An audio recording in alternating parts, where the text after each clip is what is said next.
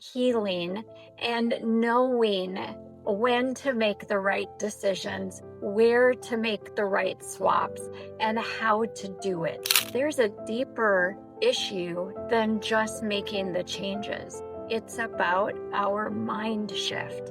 And it's also about your comfort level, right? About convenience and about comfort and about where your mind space is around food.